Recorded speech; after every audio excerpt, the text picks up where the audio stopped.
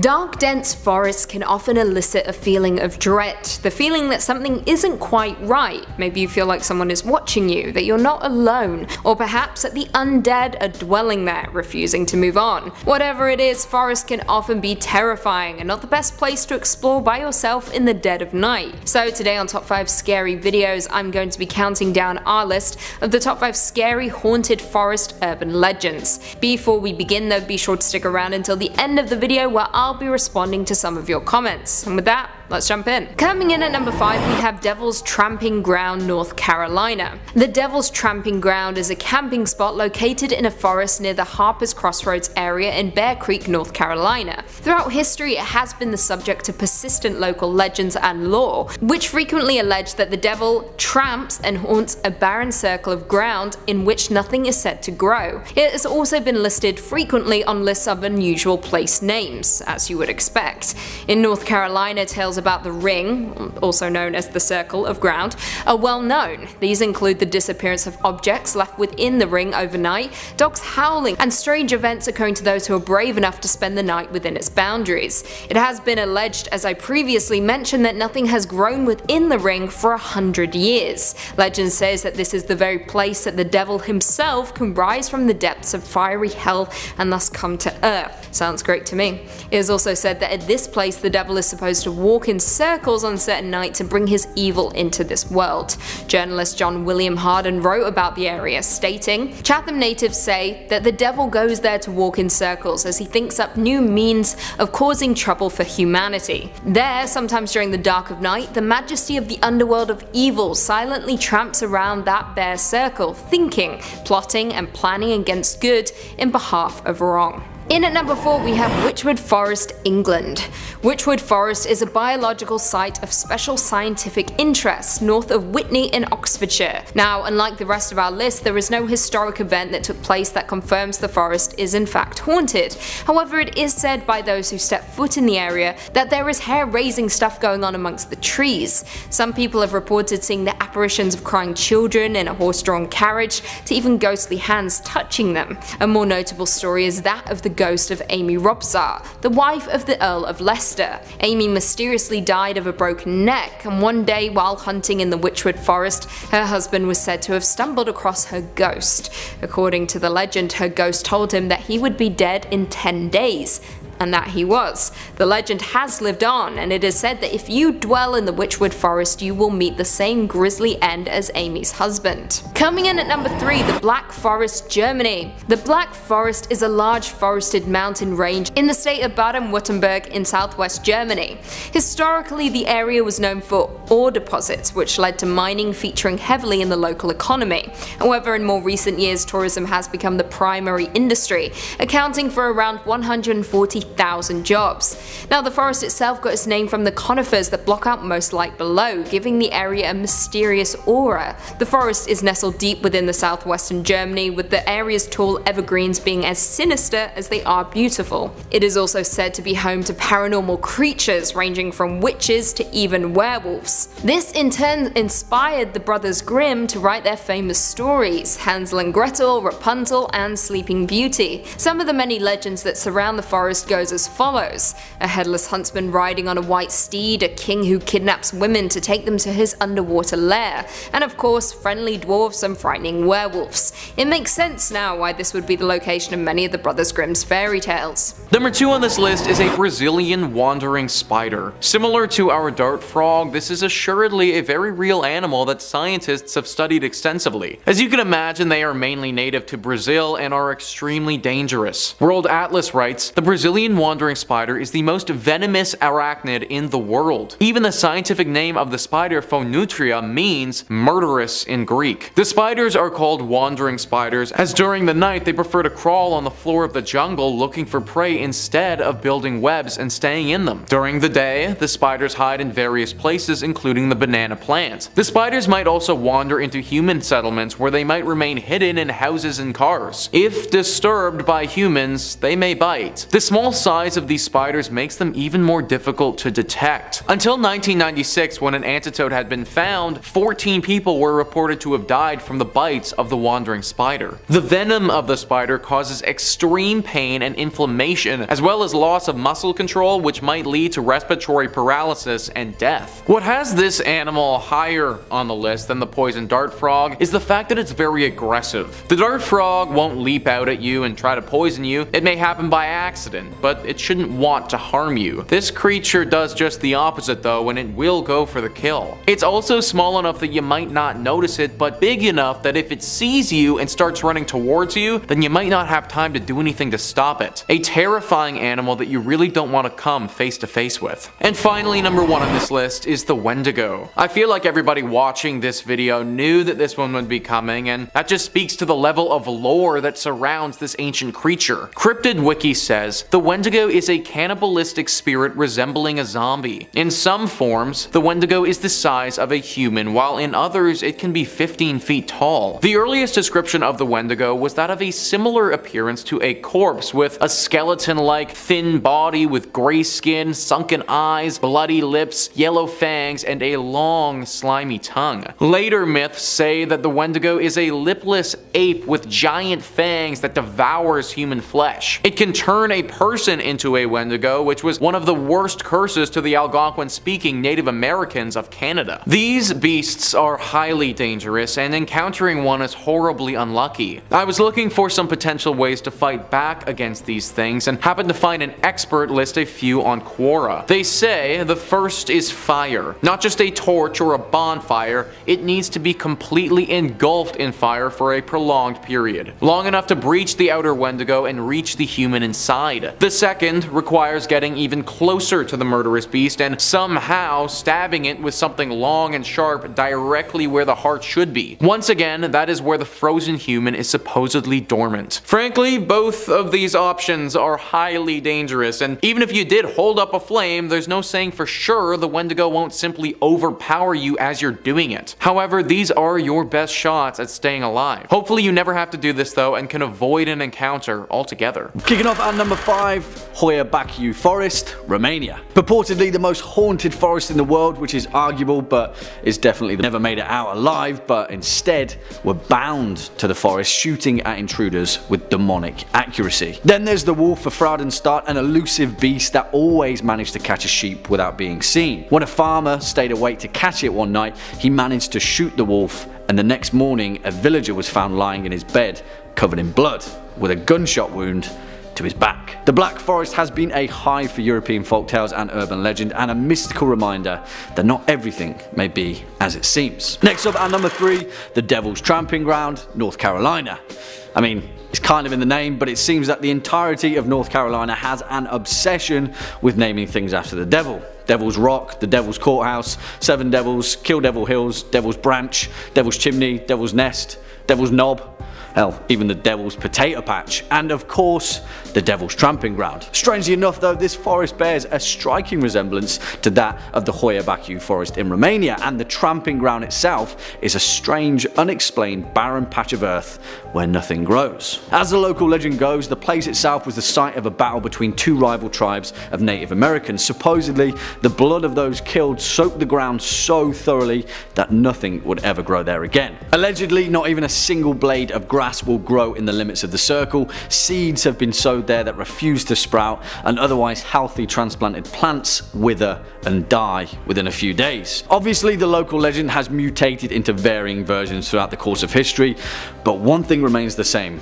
No one really knows what on earth is going on at the Devil's Tramping Ground. Number 5 on this list is the Yosemite National Park. This massive forest is located in California, and if it wasn't so bloody haunted, it would probably be pretty beautiful. CN Traveler says, Yosemite National Park is beloved for its epic waterfalls and giant groves, but there are areas of the park that might give you a different kind of goosebump. For example, some visitors who have hiked into the Chilnualna Falls trailhead report reported hearing the distinct sound of someone crying. Native American folklore attributes the cries to a boy who drowned in nearby Gross Lake. His spirit calls out for help, but any hikers who venture into the lake will get pulled under and drown. Another Native American legend claims that some of the waterfalls in the park are haunted by an evil wind that draws people to the edge of the falls and then blows them off the cliff. A wind that draws people to the edge of the falls and then blows them off the cliff. Sounds to me like something evil might be going on here. Maybe even the work of the devil. I'm not sure who that child was and if that legend was actually true or not, but having a wind hypnotize people to the point where they jump off a cliff, that doesn't happen every day, guys. Also, let's circle back to that story with the child. Well, how did he drown? It's possible that it could have just been an accident, I'm sure, but is there something else afoot? Maybe whatever creature calls to people from the cliff also calls to them from the water too. That would be very similar to the urban legend of the water babies, where there are literal children who died in the water and now try to lure others to their death in said water. Maybe that's what this child is doing now. However, I also think it's possible that there is no child at all involved here, no water babies or anything like that. It could just be one entity doing all of this nonsense. Maybe the devil's hiding out here and it really was him all along. Number 4 on this list is the Epping Forest. Located in England, this forest has been a hotspot for criminals and all things evil for basically ever. CN Traveler says the size and density of Epping Forest have made it a popular hideout for criminals and an infamous burial spot for bodies. Notorious highwayman Dick Turpin hid there in the early 1700s, and more than a dozen murder victims have been discovered in the woods since the 1960s. Now, it's no surprise then that this forest has developed a reputation for spooky sounds and ghostly apparitions. Some people also claim that if you drive to Hangman's Hill and park in neutral, your car will slowly be pulled uphill. Even if you don't believe in the myths, just the appearance of the woods is likely to send a chill up your spine. The pollarded trees haven't been cut since the late 1800s, giving them an unusually overgrown and bulbous look. So I looked into Dick Turpin, guys, and this dude was rotten to the core. A real highwayman who just robbed and murdered his way through life. Any forest that's about to attract a dude like this certainly has my attention. All the death, all the criminal activity, and then the fact that we're getting ghostly apparitions, all of these things lead me to thinking that this could be a decent hiding spot for the devil. Also, what the heck is that hill thing about?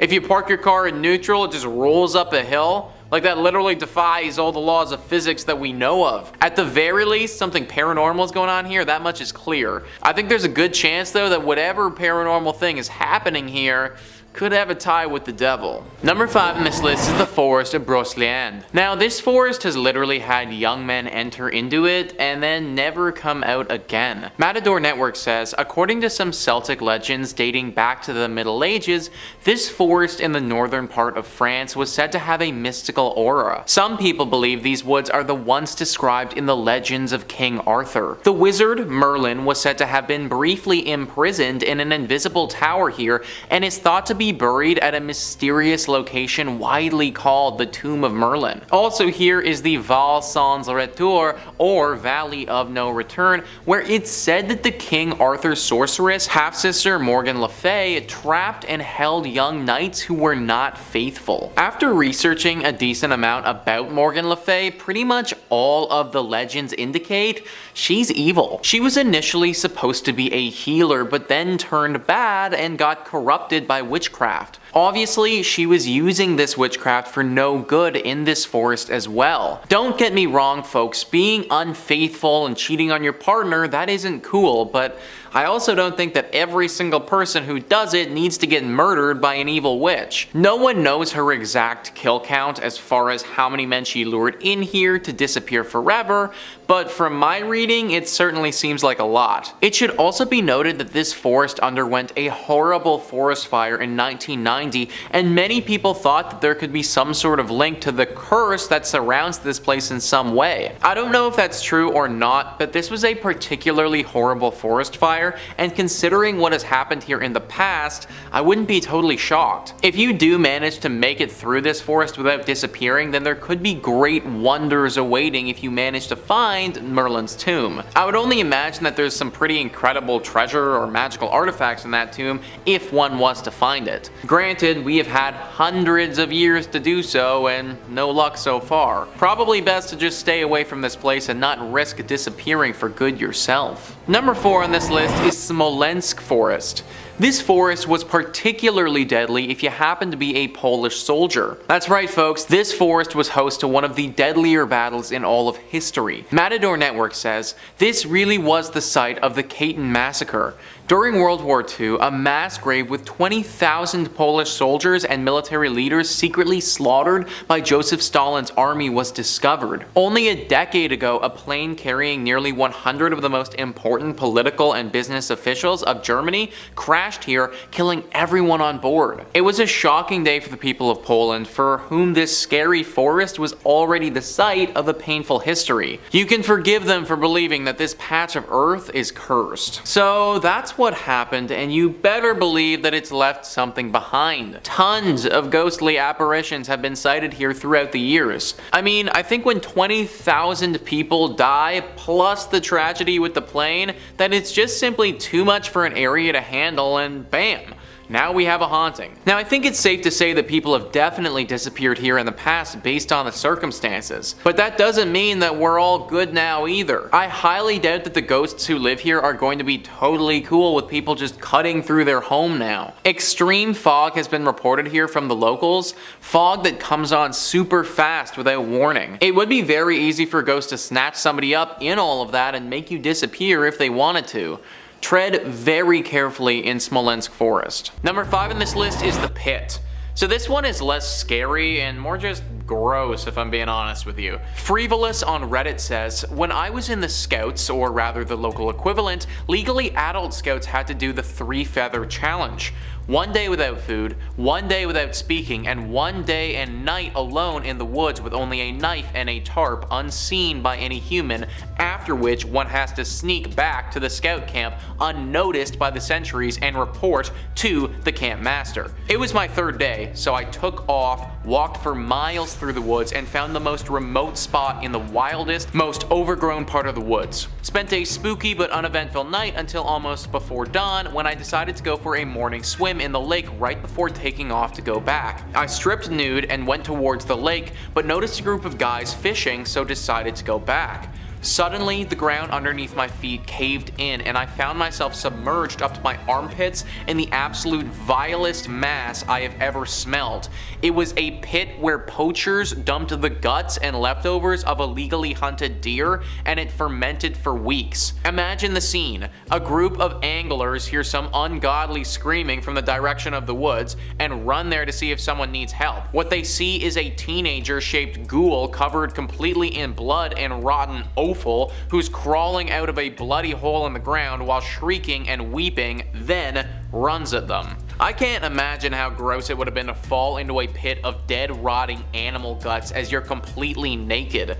Like, that alone would have scarred me for life. And then on the other side of things, to be the anglers and see this golem-like creature covered in guts running at you. I would have thought that whatever this thing is just took down a massive animal or something, and that I'm about to be next on the menu. One would also think that if you're about to do some illegal poaching, that maybe hiding it in a spot where people don't walk would be a good idea. Like, I obviously don't know anything about that world of things at all, but this whole scenario just seems pretty dumb to me, guys. Either way, at least my dude made it out okay, although he had to be covered in guts first. Number 4 on this list is the swinging bag. This story is one that defies all of our understanding of physics. Ranker writes, my scout troop was on a 10-day backpacking trek at Philmont Scout Ranch in New Mexico. We were hiking in the southern region and must have been on night 4 or 5. We got to the campsite after a surprise thunderstorm that dumped some hail on us. We set up camp and built a fire to dry out our clothes. While sitting around the campfire, someone noticed that a 10-stake bag was hanging on a nearby branch of a tree about 5 feet off the ground. It was swinging back and forth, hard enough that the branch was moving, though no wind was blowing. We stopped it from swinging and watched to see if it would start up again, and it did. It took a few minutes to get going again, but it was swinging on its own in the same direction. We all went to sleep for the night, only to find it in the morning still swinging. We have no idea what would have caused this. Yeah, and what would have caused that?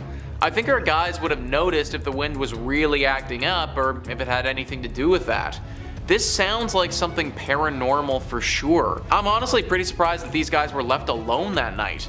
Something like this is a telltale warning sign. A ghost or a demon basically telling you to get the hell out of there. The fact that they managed to live through that night and just had the bag sway was really weird. Either way, still a pretty chilling tale. Number 3 on this list is the Pokaini Forest. The Pokaini Forest is located in Latvia and needs to be thought of as a potential hiding spot for the devil. The reason is there might be a secret hidden portal to hell right there. CN Traveler says there's nothing particularly strange about Pokaini Forest at first glance until you notice the mysterious heaps of moss-covered rocks. These piles are strewn randomly throughout the forest, causing much speculation and folktales among visitors. Some claim that the forest is an old site for pagan rituals and it now has the mystic ability to heal people. Visitors even bring offerings to the stones to enhance their powers. Other visitors, though, attribute more sinister qualities to the forest, believing it to be a gateway to a parallel universe. There are reports of people suffering and even dying shortly after leaving the woods,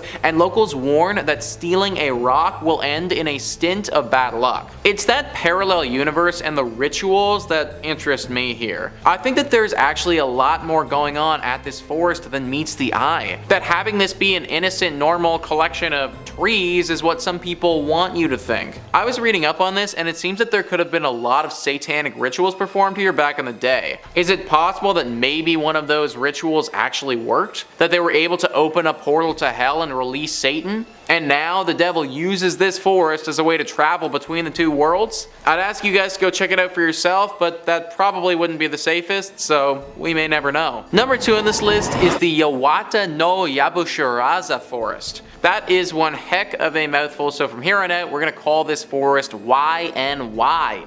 YNY is located in Japan and is apparently one of the country's most haunted spots. That's a pretty big title to hold because Japan is full of haunted locations and scary sights. This forest is particularly bad though because entering it could mean the end of your life. There is an extensive history with this forest and people disappearing. For some reason, when people go into this forest, they don't often come out. It's thought that their souls get spirited away to a faraway land. Now let's think about this for a second. Why or how could something like this be happening? Well, maybe the devil is chilling out in these woods and those souls are actually getting spirited straight down to hell. No one's been able to think of a logical explanation behind the disappearances, but the devil seems to make the most sense to me. This is a deep and lush forest, perfect for hiding, and whenever anyone comes in here, the devil just takes him away. I hope it's not true, but it very well could be. And finally, number 1 on this list is the Hoia baciu forest. The Hoia baciu forest is on everybody's list of the most haunted places in the world and therefore would be a great spot for the devil to be hiding out. My Best Places says the Hoia baciu forest is often referred to as the Bermuda Triangle of Transylvania as it's said to be inhabited by the devil in person, by ghosts and perhaps even aliens. The forest gained notoriety around the 1960s when biologist Alexandru Sift photographed a flying object in the sky above the forest. After this incident, other inexplicable events soon followed, including the disappearance of a shepherd and his 200 sheep, which were never found again, and the disappearance of a 5-year-old girl who later reappeared 5 years later wearing the same clothes and without having aged even one day. A woman also disappeared after a long time with a 15th century coin in his pocket, and the case of a missing woman having reappeared in the forest with a 15th century coin in her pocket. There have also been many first-hand reports from people who have entered the forest only to come out with burns, severe rashes, headaches, and high fever, which they didn't have before. Some studies have revealed higher than usual radioactivity produced by natural uranium present in the subsoil. Pretty much everything imaginable has happened in this forest. There have even been reports of a literal UFO landing here several decades ago, guys. This place might have the most paranormal activity concentrated into one spot in the whole planet. So let's ask ourselves, why would a random forest in Romania have all this paranormal energy? Well, maybe it's because the freaking devil's there. Maybe the devil is in this forest and it's attracted all this other stuff to stop anyone from finding him. To my knowledge, there haven't been any major wars in this forest or anything like that, so it's not like a major tragedy is drawing these ghosts and demons here. I think most likely scenario is that it's the devil. Number 3 on this list is the voice. This is a story of a forest ranger who was on a personal trip, and it's just all kinds of creepy. Ranker says, I was on a big camping trip with my friends at Suwannee River Music Park in Florida. My sister and I decided to go off and explore some trails around 11 p.m. There was a trail connected to the one we were on, but there was yellow tape strung up between the 2 trees at the entrance. We decided to go in anyway. About 15 steps into the trail, we both hear clear as day, unmistakably, our mother's voice say, "Honey, why is your nose bleeding?" Our mother was not on this trip with us. We turn around to see nothing, and being kind of spooked, we both started to head back to the main trail. A few minutes later, my sister had a nosebleed that lasted like 20 seconds. Now this one is just plain weird, guys. Who was that voice? Where was it coming from?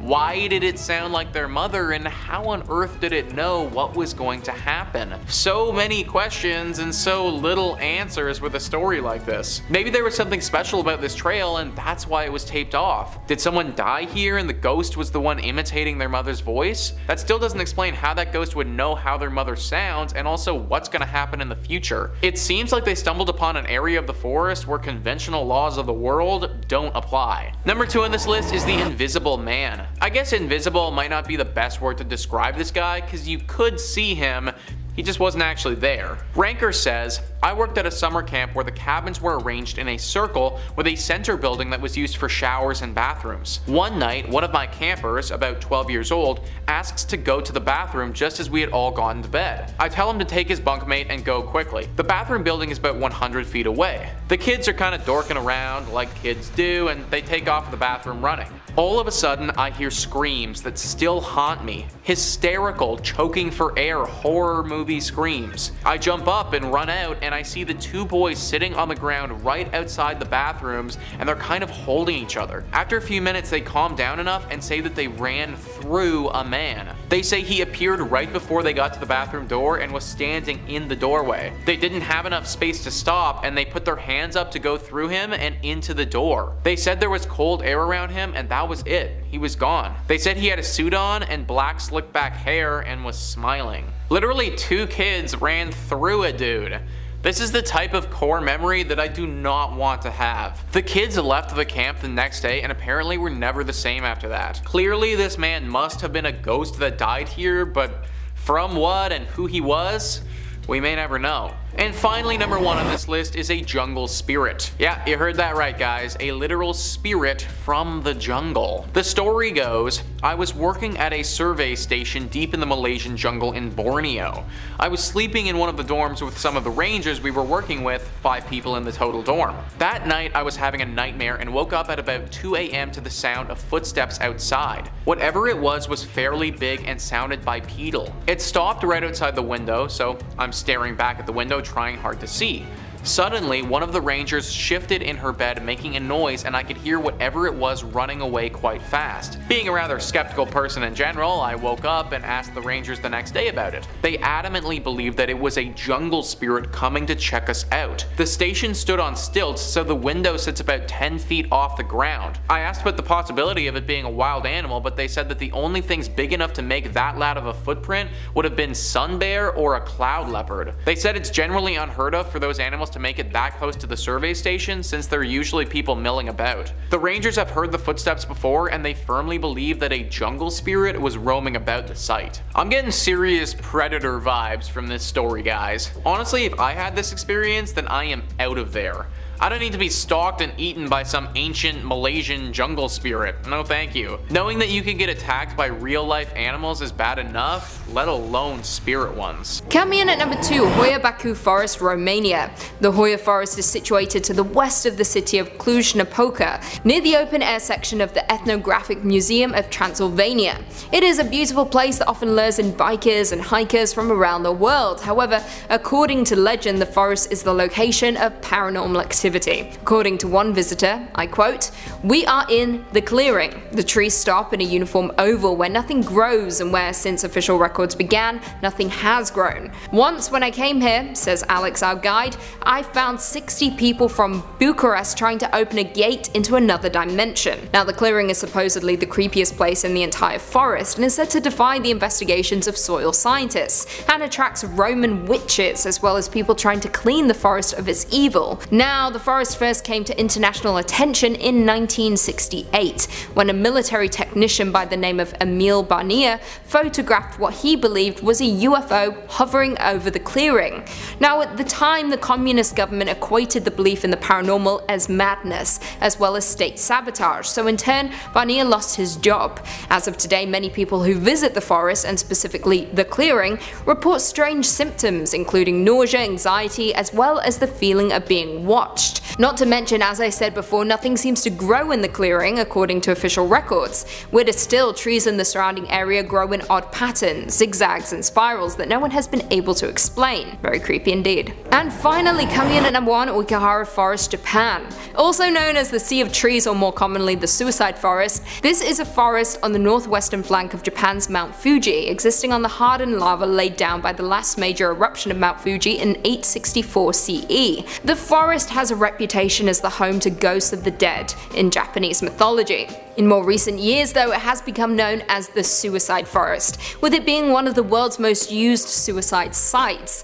In 2003, 105 bodies were discovered in the forest, exceeding the previous record of around 78 back in 2002. Jumping forward to 2010, the police recorded more than 200 people having attempted suicide in the forest, of whom 54 were successful, which is absolutely devastating. Now, some people blame this horrific trend on the forest's association with demons in Japanese mythology. However, others credit it to the tightly packed trees, which make it easy to get lost in the forest and muffle sounds, in turn providing an isolated location. As you would expect, many spiritualists have visited the forest who have called the site a hotbed of paranormal activity. These people believe that the suicides in the forest have permeated the forest's trees, which in turn has generated paranormal activity in the area, preventing anyone who may enter from leaving the depths of the forest. Many hikers who decide to make their way through the dense forest will often mark their path with tape or string to make it easier to find their way out again,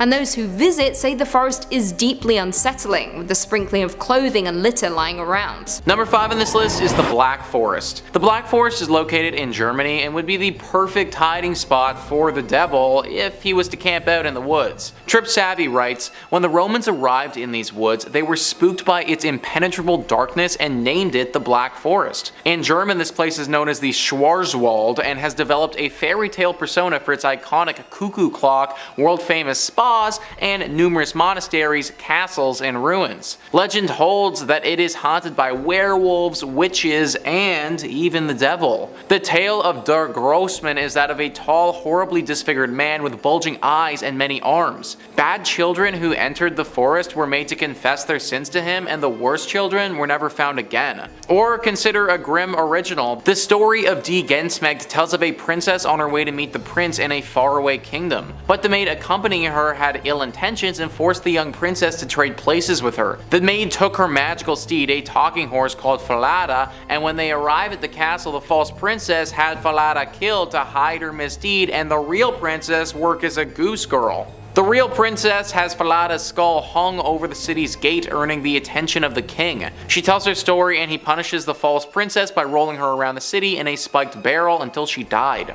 Those are a bunch of legends that pertain to this forest, but the most common one that isn't even mentioned there is the Headless Horseman. People have often spotted a Headless Horseman racing around these woods, and some people have said that he's even kidnapped individuals before. This forest is almost completely without light as well. Like, it's just dark all the time, and even if the sun is totally out, shadows will cover this whole place, making it very difficult to see. This place is teeming with evil energy. They knew it back then when the Romans came into this place. They knew it when the Brothers Grimm made stories about this place. And the locals still know it now. The Black Forest in Germany is a prime spot where the devil could be hiding, and I wouldn't be surprised if he is. Number 4 on this list is the Pine Barrens. Now, this forest might not be home to the devil that you're thinking of, but it is certainly home to a devil. CN Traveler writes, the heavily forested Pine Barrens spans over 1 million acres and 7 counties in New Jersey. The area thrived during the colonial era, host to sawmills, paper mills, and other industries. People eventually abandoned the mills and surrounding villages when coal was discovered to the west in Pennsylvania,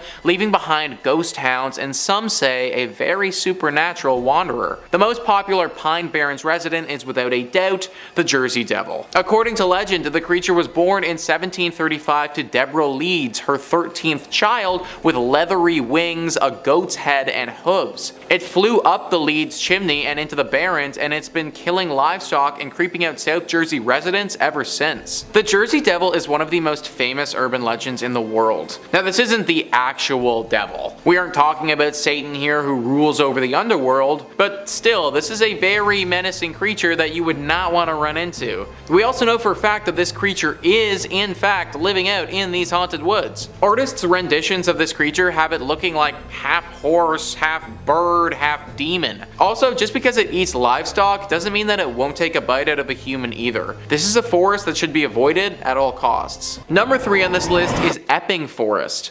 There could be some very scary and questionable characters lurking in this forest, people who you really shouldn't want to mess with. Matador Network says, part of the dense urban forest that London comprises, the 9 square mile Epping Forest has long been the perfect place for criminals to lay low or to bury their murdered victims. Frighteningly, more than a dozen such victims have been discovered here in the last half century. At least one murder took place in the forest itself at the hands of a notorious highwayman, Dick Turpin. Many of the trees here haven't been cut in nearly 150 years, following legislation to protect the area, leaving them with weirdly deformed shapes. Add in reportedly creepy sounds and ghostly sightings, and this is one hair-raising walk through the woods. Yeah, so when I was referencing the questionable characters, I was talking about deadly criminals, and when I said that you might not want to run into them, well, that's because they could just kill you. Clearly, some sort of operation is going on in this forest. Maybe some type of drug deal that goes down here or something like that. If you happen to be going into this forest at the wrong time and stumbled upon something like that, then that's game over. Your picture perfect hike is turning bad really fast. Clearly tons of people have disappeared here over the years. Best to steer clear of this forest if you don't want to end up joining them. Number 2 on this list is the Dow Hill Forest. This forest is located in India and is a place where once you enter, you may never leave. Matador Network says many murders are said to have taken place in these ominous mist-filled woodlands. Reports claim that those who enter feel that they are being watched, and some have even spied a red eye gazing at them and have caught a fleeting glance of an apparition in an ash-colored dress. The most oft-heard rumor is of a headless boy walking on his way from the forest along Death Road to the Dow Hill Victoria Boys School, itself considered one of the most haunted locations in India. Residents who live nearby say that they hear sounds emerging from the school even when it's not in session. Any forest that has a road called Death Road just casually running through it, yeah, that's not a forest for me, guys. Hiking is supposed to be a relaxing and fun experience, not one where you're fearing for your life. That mist that I mentioned earlier as well, apparently that stuff is thick. Like really thick. So thick that you can barely see the ground that you're walking on. Clearly, it's not just naturally occurring, but some sort of paranormal entity is manifesting it. And number 1 on this list is the Great Smoky Mountains National Park. This national park is a beautiful forested area in North Carolina and Tennessee. The reason that it's made this list is because there have literally been a decent amount of documented disappearances here that no one's been able to solve. The NY Post says the first took place on June 4th, 1969, when 6-year-old Dennis Martin was scheming with his brother and 2 other boys in the park's Spence Field while on an annual family camping trip. They were planning to sneak up on their family and startle them. But when the boys ran and jumped on the adults, Dennis was nowhere to be found. On October 8, 1976, while on a horticulture field trip with 40 of her classmates, 16-year-old Trenny Lynn Gibson was hiking along Andrews Bald. No one can recall seeing her after 3 p.m. Searches continued for months, but no trace of Gibson was ever found. 58-year-old Thelma Pauline Melton was hiking near Deep Creek Campground, a trail she'd been on many times before, on September 25, 1981. She was with friends when she walked ahead of them and vanished over a hill, but they couldn't find her on the other side, nor could they find her at the campground where she was staying. Where are these people going, and why can't anyone find them? It's been decades and there still isn't any trace of these folks. Yes, obviously this is a big park and it would be hard to locate someone if they tripped and fell. But still, this has got people thinking that something far more sinister is afoot. A killer of some kind, potentially, who uses this park as their hunting grounds. Whether this killer is human or some type of entity, no one knows for sure.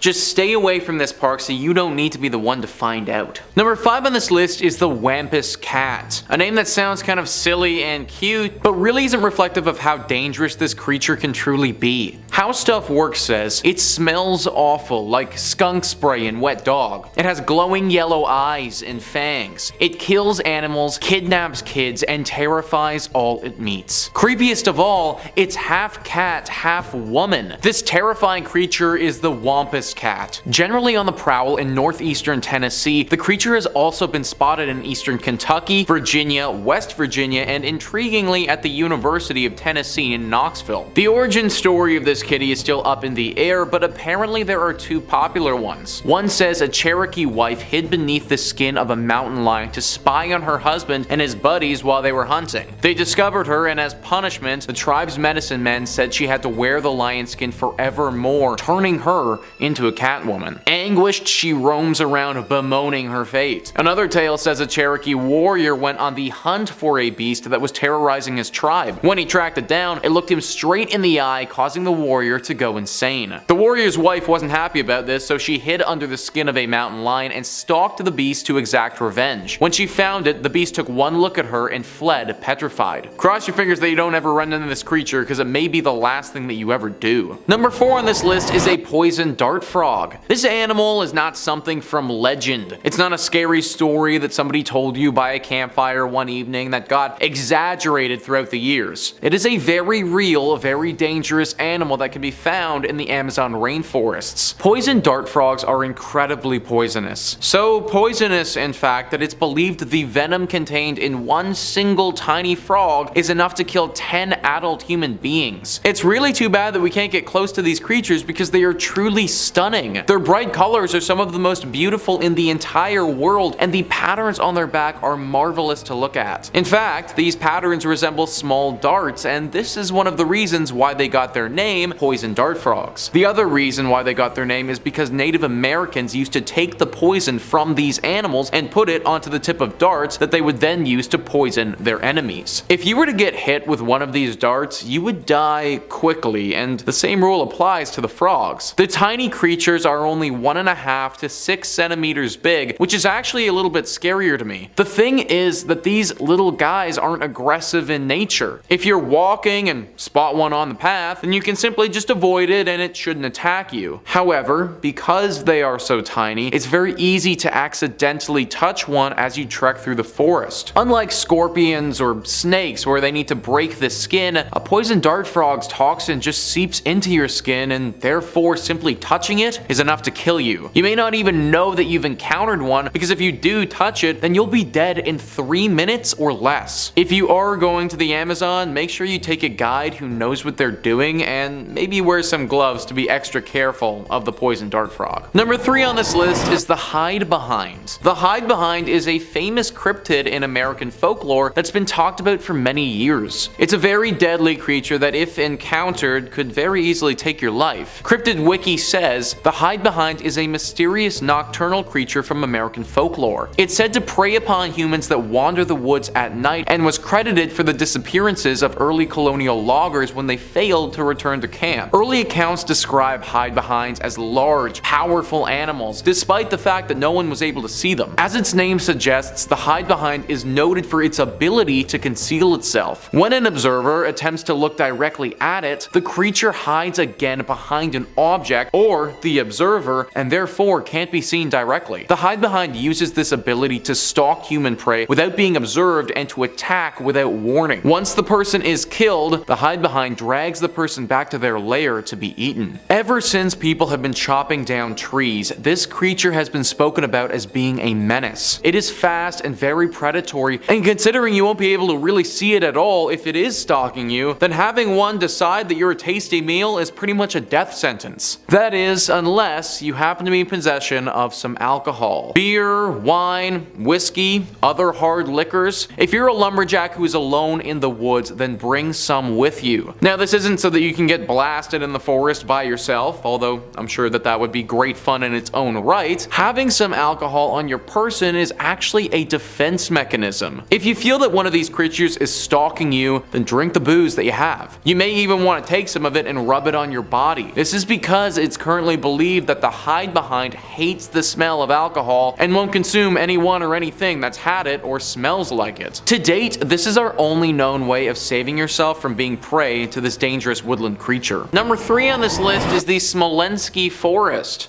This is a forest in Russia that is just riddled with tragedy. Reader's Digest says, in 1943, at the height of World War II, German troops invaded the Smolensk forest and discovered a mass grave containing thousands upon thousands of dead Polish soldiers. Ultimately, it was determined they'd been massacred on Joseph Stalin's orders. If the presence of 20,000 lost souls wasn't enough to frighten people away, then the tragic plane crash that took place in 2010, which killed 96 Polish political, military, and business leaders, hammered the nail into the coffin, so to speak. Horrible, guys. Just a horrible place that has seen some horrible things. I don't think that anybody would be shocked if the devil popped up here and just appeared to be hiding out in this Russian forest the whole time. Obviously, to any regular human being, that wouldn't be a place that you'd want to go, but I imagine the devil probably be loving it. Number 2 on this list is the Daring Woods.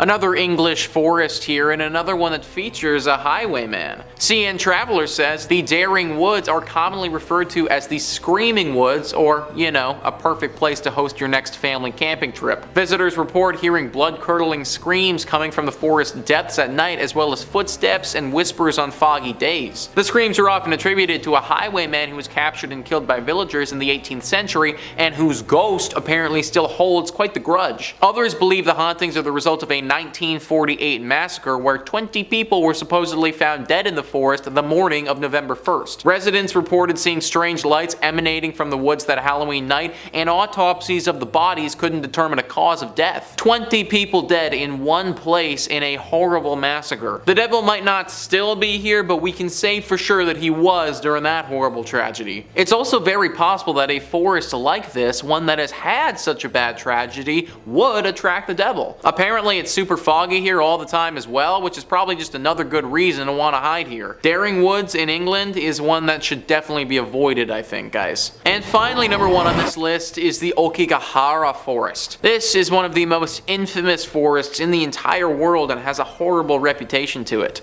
CN Traveler says, this seemingly serene forest at the foot of Mount Fuji has a tormented past. Colloquially known as Suicide Forest, Okigahara has had the world's second highest rate of suicides after the Golden Gate Bridge in 2010 alone. 247 people attempted to take their own lives, and 54 of them were successful. Some blame this trend on the forest's association with demons in Japanese mythology.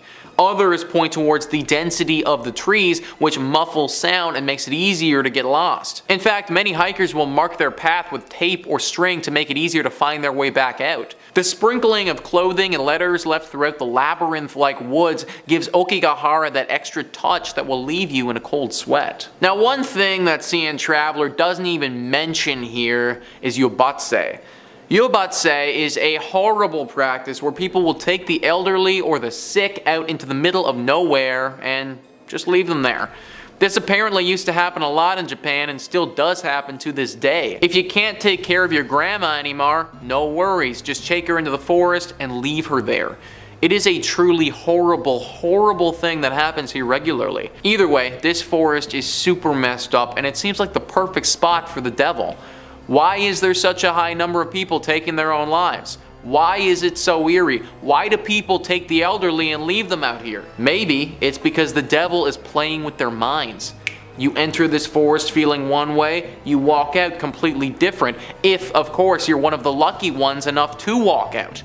I'd avoid this forest at all costs, folks. It may have the devil lurking inside. Swinging in now at number 2, barrens that it's hard to pinpoint exactly where to begin, but there is one tale that supersedes all others. The legend of the Jersey Devil and the Pine Barrens' most notorious resident. Although its origins are unclear, the most widely held belief of the Jersey Devil begins with a Mrs. Leeds, a resident of Estellville, a town which borders the Pinelands. When she found out that she was pregnant for the 13th time, in disgust, she cried out, "Let it be the devil."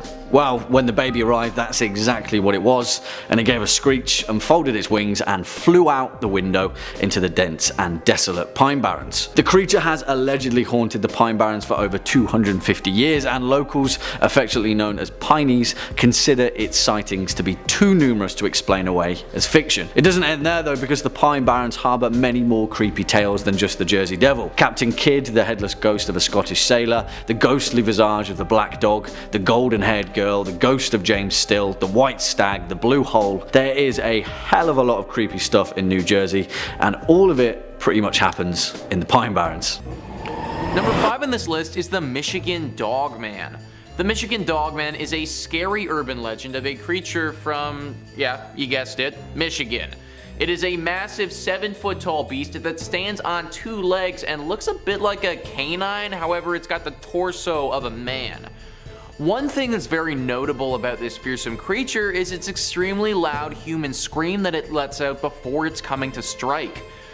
The first sighting of it was back in 1887, and since then there's been many more sightings all in different regions of Michigan. What's interesting about this creature though is that you won't need to worry about running into it for at least a few more years. I can guarantee that you don't want to be walking around the forest and having this thing appear in front of you, but the good thing is that you don't need to worry about that until 2027. It's believed that this creature only appears in years that end with 7. During that year, it will be out and about in the forests of Michigan, hunting and preying on the victims that it finds. But whenever it isn't a year that ends in 7, it's in a deep slumber hidden somewhere in the state. If this thing was awake all the time, it very easily could be higher on this list because of how terrifying and deadly it can be. But because it's usually asleep, I'm not having it so high up. That being said though, still be careful if you're in a Michigan forest regardless of the year, because I can only imagine that accidentally waking this thing up would probably be very bad for everybody involved. Number 4 on this list is the Amazonian giant centipede. Centipedes are gross, guys. In fact, the only thing that might be grosser than a centipede is a millipede. The centipede that we're looking at today is a very real animal that isn't just gross, but it's flat out scary and dangerous. World Atlas says the Peruvian giant yellow-legged centipede, or the Amazonian giant centipede, is one of the largest centipede species in the world. The creature's about 30 centimeters long and preys on a large variety of animals. Interestingly, the centipede's diet is based not only on other invertebrates, but it can also overpower and kill creatures larger than it in size like lizards, snakes, frogs, mice, bats, and sparrow-sized birds. The centipede's primary weapons for killing prey are a pair of modified legs. The centipede uses these legs to penetrate the body of the victim and inject a highly toxic venom into their bloodstream. The killer creature can even climb the ceilings of caves where they can hold and manipulate their prey like bats with only a few legs attached to the ceiling. A 4-year-old human child was reported to have been killed by the centipede venoms before. So not only can this scary arthropod kill people with its venom, but it's super difficult to fight. That's because it's extremely fast, guys. Having 100 legs means that you can move pretty quickly, and this thing definitely does. It can move up to 3 feet per second, which is really fast considering its size. Also, the nature of its body means that it can crawl into super small crevices that you might not see. The child who died from its venom actually happened to run into this thing in an empty soda can. The kid picked up the can not realizing what was inside, and then the centipede struck. Running into this thing in the forest, or honestly anywhere, would be really horrible. If you see an Amazonian giant centipede, then just walk the other direction. Coming in at number 5, we have Cersei. Cersei was one of the most powerful sorceresses of Greek mythology, and she was the daughter of Hecate, and was also the cousin of Zeus, the king of Olympians. She was a goddess of warning and dark moon who came to the patroness of witchcraft. She was exiled onto an island where she learned the art of magic. Cersei's magical abilities came from both potion making and spell casting. She quickly gained a reputation for trickery, being ill-tempered, and casting spells onto those who ridiculed and mocked her. Whoever disrespected her would be turned into an animal without the slightest effort on her behalf. It was her supernatural abilities that ultimately led to her exile on the remote island of Aie. Said to be located off the southern coastline of Italy, about 100 kilometers from Rome. Cersei was sentenced to this island for all of eternity as a punishment for practicing witchcraft onto Scylla. Cersei had fallen in love with Glaucus, a sea god, who became infatuated with Scylla, so when Cersei's advances and attempts at seduction failed miserably, she was put into a jealous rage. Cersei then poisoned the water where Scylla bathed, and as a result, a hideous monster was born. When it was found out it was Cersei, she was banished for the rest of her life from her immortal home and family. When on the island, she was found by Odysseus, who was on a route traveling home with his men. They eventually became lovers, even though Cersei killed Odysseus's men with her powers. Some say she used her powers to tempt and seduce Odysseus to stay on the island with her, and became her lover. Since the days of ancient Greece, Cersei's name has been used to describe witchcraft, seduction, and deception. She's been depicted in paintings over the years, tempting Odysseus, casting spells over his men, and practicing her dark arts to lure men and punish them, along with turning her enemies into hideous animal-like creatures. In at number 4, we have Morgan Le Fay. Morgan Le Fay was a powerful enchantress in the 5th and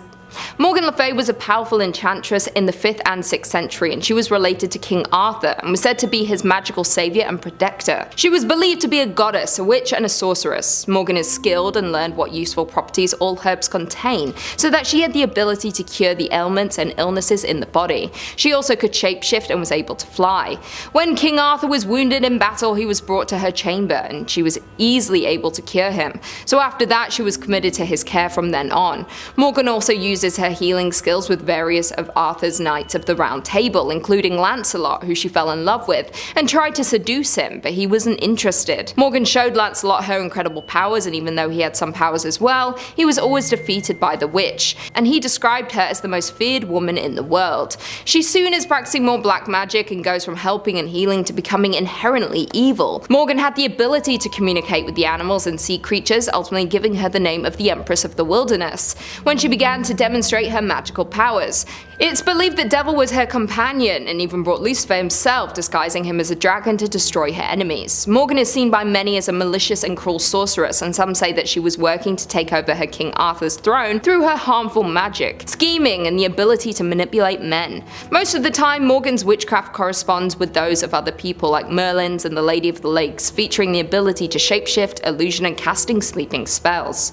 Number 3 on this list is the Skinwalkers. Skinwalkers, as described by All That's Interesting, are animalistic humanoid creatures chronicled in the centuries-old folklore of various Native American tribes of the United States Southwest, most notably the Navajo, Pueblo, Apache, and Hopis people.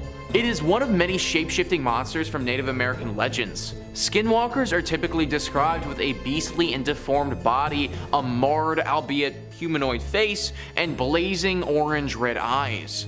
But the origins of these creatures vary among tribal cultures.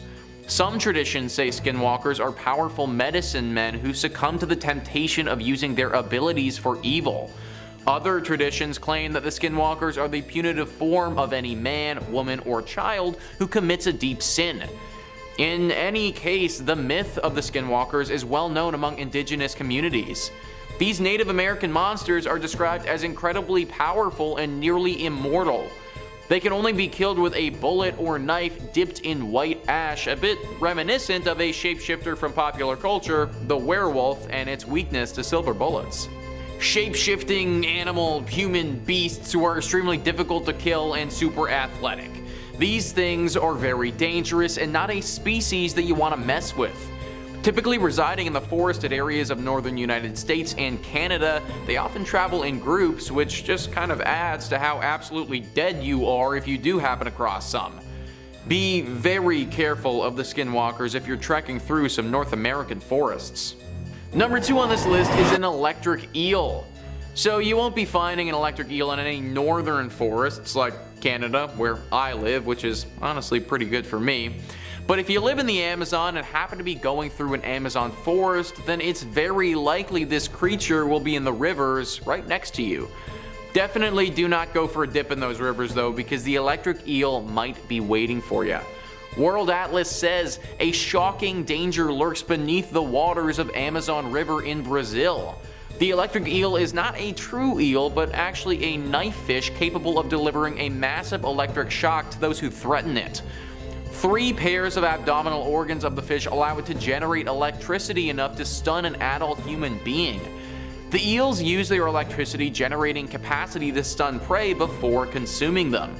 Fatal attacks on humans are rare, but not completely non-existent. A single jolt could stun a human being enough to cause the person to stop breathing and drown even in shallow water. Multiple shocks could definitely trigger respiratory failure in humans. In the past, there are cases where the fish have delivered shocks strong enough to kill horses and even stun an adult caiman. If this fish can literally kill a horse, then we don't stand a chance, folks. There also literally isn't anything you can do about this thing other than just get out of the water. Like, it might be able to shock you without even touching you, so you might not even know that you're in danger. These things are also super gross looking and just not appealing as an animal at all. Super cool that they have electrical abilities, but not super cool if they use those abilities on me or you. And number 1 on this list is the Cherokee horned serpent.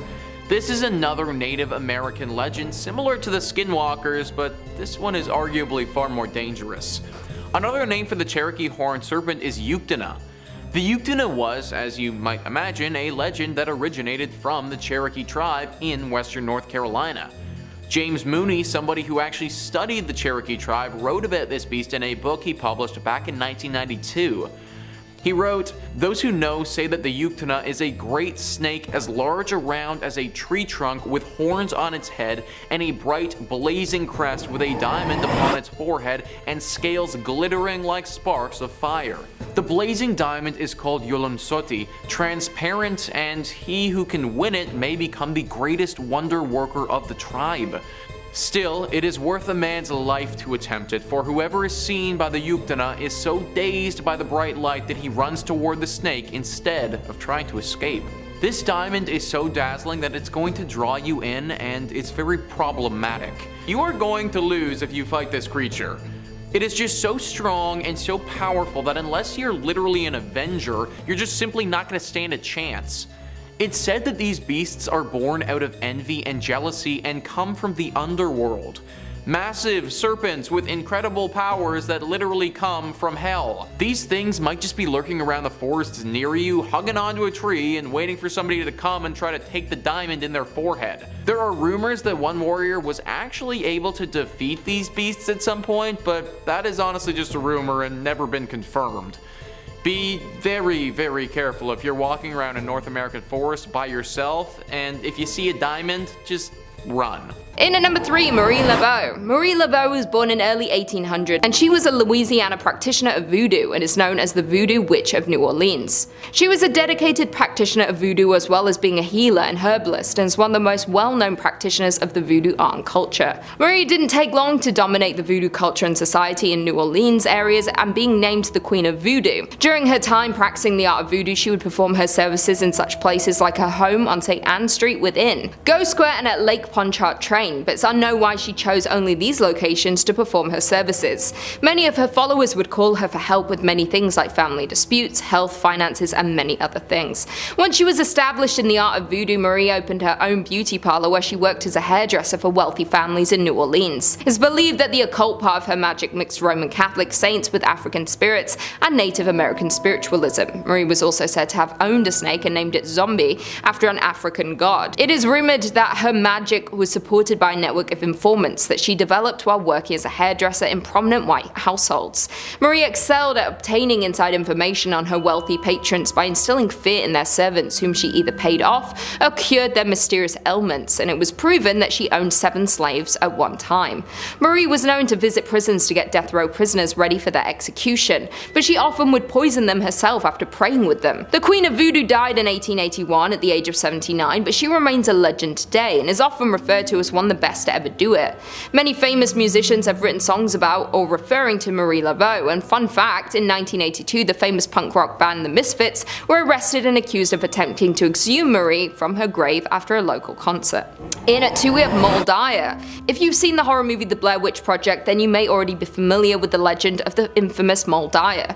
She was a legendary 17th century resident of Leonardtown, Maryland, who was said to be a witch and accused of witchcraft and chased out of her home by the local townsfolk on a winter night. Her body was found a few days later, partially frozen to a large stone in the town of Allstate. It's believed that the rock itself is cursed and people that go near it will experience dizziness and fainting. The legendary rock is located on the grounds of Tudor Hall, where the Historical Society has its headquarters. It is said that her spirit still haunts the land to this day, looking for the men who forced her from her home before her death. The land near her cabin is said to be cursed, never able to grow crops, and an unusual number of lightning strikes have been recorded near her home. A road 3 miles south of Leonardtown was named after her and is now known as Moll Dyer Road, along with the creek which parallels the road being named Moll Dyer's Run.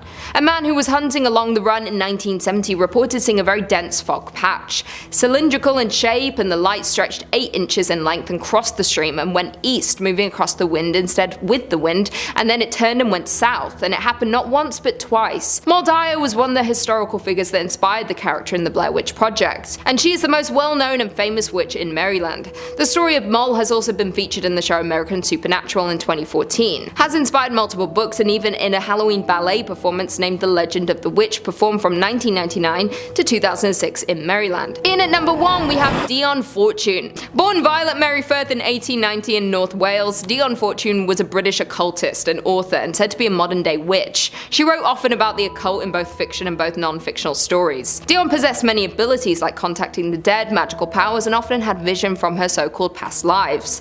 Once she recalled having visions at the age of 4 of Atlantis, and she believed that was one of her past lives. In 1924 she founded the Fraternity of the Inner Light, a magical society dealing with religious philosophy and alternative realities. The fraternity's rituals were carried out under dim light, with Dion claiming bright light disperses etheric forces. A light would be placed on the altar while incense was burned, and the members would begin walking around the room chanting with the intent of building a psychic force. Next, the cosmic entities would be invoked, with the members believing that these entities would manifest in astral form and interact with the chosen ones. The magical principles on which her fraternity were based were adapted from the late 19th century Hermetic Order of the Golden Dawn, with other influences coming from Theosophy and Christian Science. The magical ceremonies performed by Dion's group were placed into 2 categories: initiation, in which the candidate was introduced to magical forces, and evocation, where these forces were manipulated for a given purpose. Dion died in 1924, leaving behind her magical society, which has survived to this day. Her novels in particular influenced on later occult and modern pagan groups such as Wicca. Author Ronald Hutton wrote a book called The Triumph of the Moon, A History of Modern Pagan Witchcraft, considers her the foremost female figure of British occultism. She is recognized by many as one of the most significant occultists and ceremonial magicians of the early 20th century. In at 5, Knock Knock. Uploaded to Thought Catalog by Shadow Handler, this user tells the story of the time they were staying in a small cabin with their friend and dad in the Idaho wilderness. It was an isolated area about 50 miles away from the nearest town and 2 miles away from a logging road. It was around midnight one night. The author and friend had been messing around in their bunks, laughing and joking before trying to go to sleep. They turned off their lantern, but not long after they heard something scraping across the door. They both got up, confirming they heard the same thing. Then someone started knocking. No one said anything, just knocks. And they kept knocking, knock, knock, knock, on the isolated cabin door. They didn't move, they just sat there waiting for it to stop. It eventually did. In the morning they went outside, but nothing was there, not even footsteps or animal tracks. So who was knocking? In at 4, stranger in a ski mask. Uploaded to Thought Catalog by JWhite45, he tells the story of the time he spent winter break in North Dakota with his cousins. They were all at a friend's place one evening, drinking in their basement with a group of girls. It was around 3 AM and our author was growing tired, so he decided to walk home. His friends lived in a somewhat desolate area with lots of snow, but there were houses around and the moon was out, illuminating the street. He took a path behind the house leading into the woods, and then out onto more open land. During this time he noticed a figure walking about 75 yards away from him in the opposite direction. The figure noticed him, jerky and little, almost surprised that someone else was out this late. The author laughed out loud a little, out of shock or fear.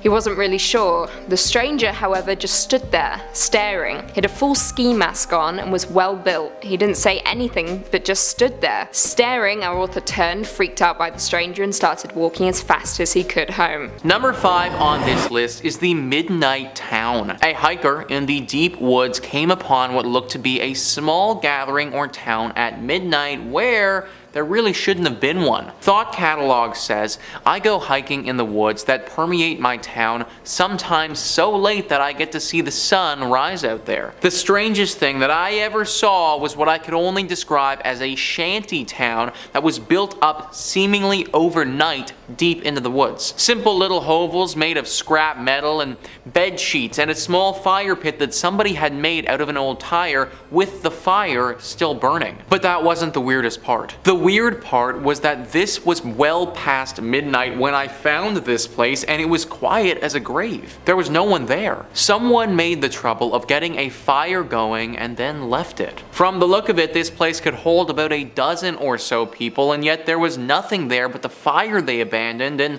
whatever possessions they had left in the shanties. So this obviously raises a ton of questions, I think. First off, how was this built as quickly as it was? Apparently this guy travels around this area often and he is familiar with it. So obviously he would have seen this shanty town if it was here before. Therefore, how did it get put up so fast? Second question, who put it up and what was the purpose of it? If this was a gathering of homeless people to live, then that might make sense. It wouldn't explain how it got put up here as fast as it did, but it would at least explain the purpose for it being here. Living in Toronto, you see these kind of shanty town things in parks sometimes, and it almost feels as if they just appeared there out of thin air sometimes because they can get put up so fast. So I could buy into that explanation, but then there's the last question.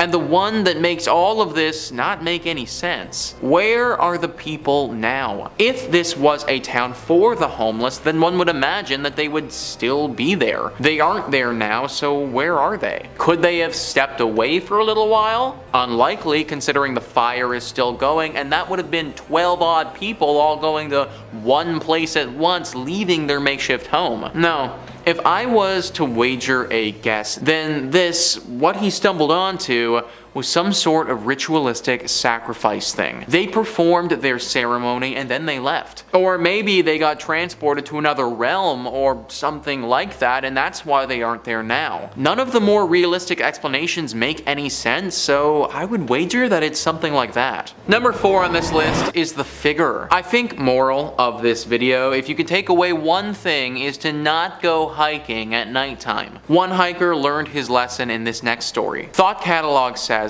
I drove to a park to go hiking at night in the mountains. So safe, I know.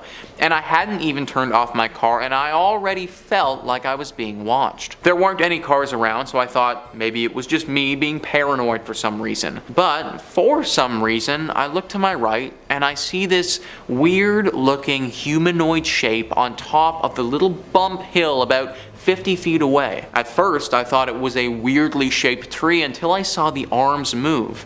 no wind at all. So now I know there's a person staring at my car, trying not to move for what I assume is for me to get out of my car and leave to a more secluded area, as we were next to the road. Now in this story, our hiker doesn't get attacked or chased away, just stalked. But the reason I included it in this video is because this reminds me a lot of a creature that we've talked about extensively on this channel before. The Skinwalker. They like to chill around forest and mountainy areas. They like to stalk their prey, and it feels as if they almost take pleasure in having people fear them. I think that's what this guy almost ran into. I think that had he gotten out of that car, that literally would have been the last thing he did. He didn't get out of his vehicle and decided to drive away after realizing he was in danger. But thank goodness his spidey senses were tingling and he noticed that figure, or else that could have been it. Number 3 on this list is the werewolf. Now, I don't know if this next story is of a werewolf or not, so I need you guys to be the judges and comment down below what you think it is. Thought Catalog says, I was in Syria on a visit from Australia back in the late 90s. I saw 2 dogs in the distance about 30 meters away, lit up by a bright moon. They had faces that looked human. I seriously froze. They walked up to about 10 meters away and looked totally flippin' human. One of them growled, so I fired off a round and they ran away. I immediately headed back home looking over my shoulder the entire way. I told my aunt what I saw and the house erupted in laughter. It was some local ghost story. Everyone had an encounter with them at one stage or another. Now, it's possible that these things could have been skinwalkers as well as that previous encounter, but for some reason I'm thinking werewolf. Like, our guy here seems to really be sticking to the fact that it was a dog-like thing. If I saw a werewolf, then that would probably be a sticking point for me as well. It's also funny though that this was a local ghost story, keyword being ghost. Werewolves and skinwalkers wouldn't be classified as ghosts, they would be creatures. So whatever these things are, werewolf, skinwalker, or other, it's definitely weird. Let me know in the comments if you guys know what this thing could have been. In at 3, a single gunshot. Uploaded to Thought Catalog by Verdict US, he tells the story of a time he went camping for 3 months with a couple of friends in Northern California. They were way out in the wilderness before they began to head south. It was getting dark, so they set up camp just a few miles outside of a small town that had just a gas station, post office, and a bar. The group went to sleep, but were awoken abruptly in the middle of the night when they heard screaming coming from the town nearby. They could hear arguing as well, but figured it was far enough away that they didn't need to worry. However, that was when they heard the piercing sound of a single gunshot, followed by absolute silence. The friends stared at each other, not quite knowing what to say. Eventually, they all went back to their tents and tried to get some sleep, although I imagine that was near impossible. In at 2, the Whistling Marine. Uploaded to Thought Catalog by the Kiesler, he tells the story of a time he went on a road trip from BC to San Diego with his girlfriend. They stopped at a campsite just outside of Crescent City, California, planning to set up camp and get some sleep. As they drove through, they noticed it was relatively empty. There were even a few scattered tents around the campground, but no person in sight. Not thinking too much of it, the couple decided to have an early night, starting a fire and cooking up some food. They ate, had a few drinks, and then went to bed, their dog in tow. However, the couple were awoken at 1 AM by strange whistling outside of their tent to the tune of When the Saints Come Marching In. Odd choice. Not long after, the whistling turned into chants. I quote, "When you sleep here, you disrespect me, and when you disrespect me, you disrespect the US Marines." The chanter began getting increasingly more aggressive, so the couple decided to make a move. They unzipped their tent slowly to try and gauge where the stranger was. He was nowhere in sight. The couple quickly packed up all their stuff and hopped in their truck, driving to the nearest motel. The next morning, they returned to the campsite to grab their remaining things they left behind. As they did, they spotted a family close by who told them the whistling and chanting had gone on for another 2 to 3 hours after they had left, and that it was the scariest thing they had ever experienced. And finally, in at number 1, Conversation with a Serial Killer. Uploaded to Thought Catalog by Dr. Jim Danger, he tells the story of a time when he was 18 and took a road trip with a few friends to a national forest near Tallahassee, Florida. They drove away deep into the woods, planning on camping out and drinking some beer. They arrived, set up camp, drank the beer, and then decided to do a little exploring. Our author and one of his friends walked about 100 yards towards the main road, crossing crossing over onto another path leading back into the woods. They began to see signs that someone might be living there, and had been living there for a while. They knew it was a red flag, but continued on anyway. They eventually reached the campsite of an older white man living out of his van. There were coolers placed around and clothes hung on a line. The friends tried to retreat, but the man saw them, starting a conversation with them. He was friendly, asking them where they were from and telling them the best spots to check out in the park. They talked for about 10 minutes before leaving and heading back to their own camp. Now, jumping forward 2 months, a friend called our author telling him to turn on his TV. He did. The TV showed an old man with a van. Yep, the very same one from the campsite. His name was Gary Michael Hilton, and he had been convicted of at least 4 murders, one murder taking place at the same campsite they visited not long after they had left. Freaked out, he called the cops, who put him in touch with the FBI. The 2 friends were flown down to take investigators to the campsite. They found out much later on that the FBI discovered partially destroyed human fingers in an area not far from the site. Number 2 on this list is the light. A lot of times, ghosts and spiritual entities like to appear as orbs of light. In this next story, I think that's what happens. Thought Catalog says, hiking in central Maine, near the 100-mile wilderness section of the AT, about as thinly populated as you can get in the lower 48. Wife and I pull up to the trailhead at about 2 a.m. after a long drive and epic storms and decide to catch a few Z's before hitting the trail at sunrise. After settling in, we notice a blinking light on a distant mountain. There's no illumination for miles and miles in any direction, so it sticks out immediately and we comment on it likely being the only radio tower for 50 miles. Then the light starts slowly moving down the hill. It's maybe a couple miles off and we both get interested. We figure it must be some truly insane coming down the mountain in the darkest part of night with a headlamp.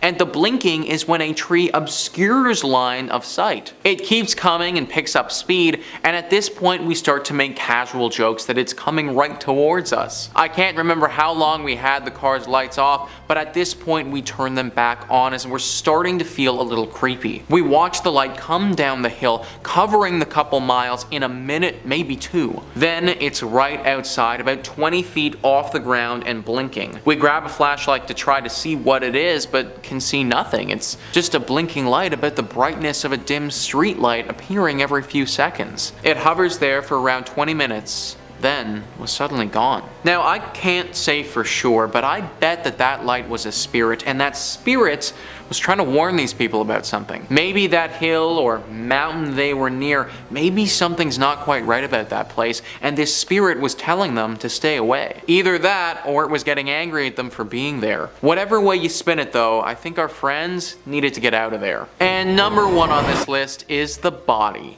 The woods, being a secluded area with no one around, make them the perfect spot for hiking and getting away. They're also the perfect spot for hiding a body. Well, that's what hiker Anderson found out in the woods of British Columbia. He was hiking around in a very remote section of the woods, somewhere he would have imagined not a ton of people would go, and something caught the corner of his eye. It was a shiny glimmer, and he went towards it. His focus fixed onto it, and what he was looking at was a human finger with a ring on it, and the ring was glimmering in the sun. He called the police immediately, and sure enough, there was a human corpse right there. At first, he was hoping that this was just an accidental death and that the person had maybe slipped while hiking or something.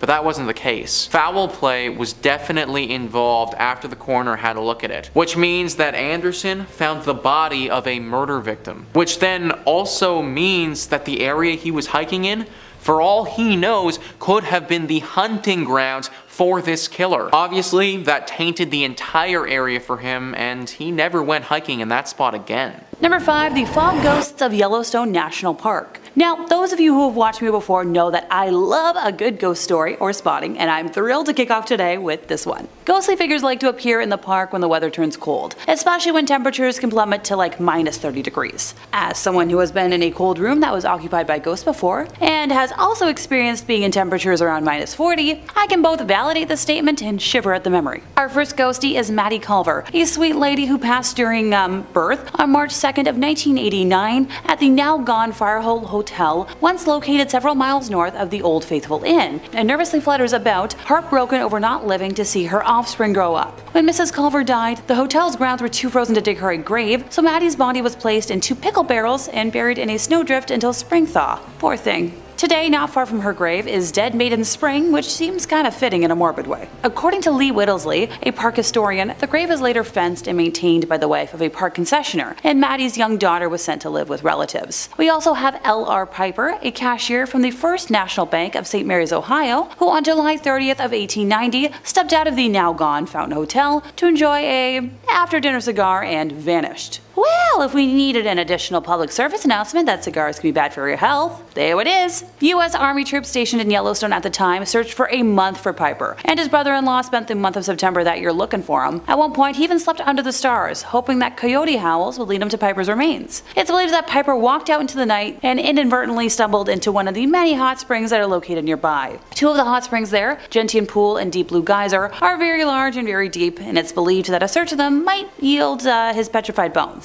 Charles Phillips is also one that could be doing the haunting, though. He was a ranger stationed at Old Faithful during the winter of 1926 to 27. He died after eating water hemlock that he mistook for wild parsnip. According to Death in Yellowstone, the ranger's body was found on the floor of the ranger station. Investigators found that he had apparently come out of the bedroom into the kitchen and fell forward, hitting his head above his left eye on the table. Dirt on his hands indicated he had crawled on the floor for a while, probably in agony, and he exhibited the vomiting and frothing at the mouth, which are characteristic of hemlock poisoning.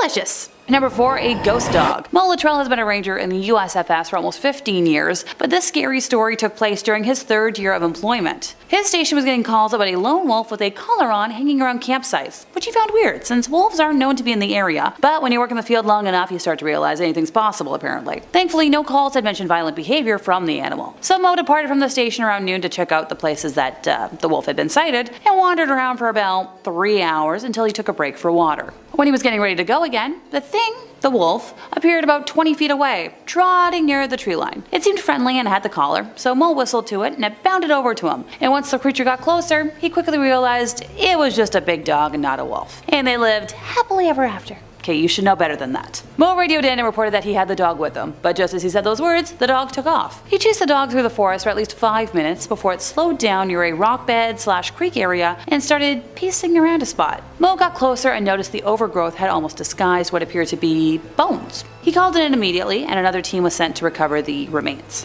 When he went to retrieve the dog, it was just gone. The bones were identified as a teenage male's, dying by a self-inflicted wound to the head. He'd been reported missing in the area way long time ago before Mo had become a ranger, and there had been pretty much no hope of ever finding him. Mo spoke to his mom on the phone, and she asked how he'd found her son. He mentioned the black dog and was met with silence from the mom. After he gave a couple of details about the dog, she quietly explained that her son, who struggled with making connections, had sunk into a deep depression after the death of his best friend, the very dog that led Mo to him. What a very good doggy.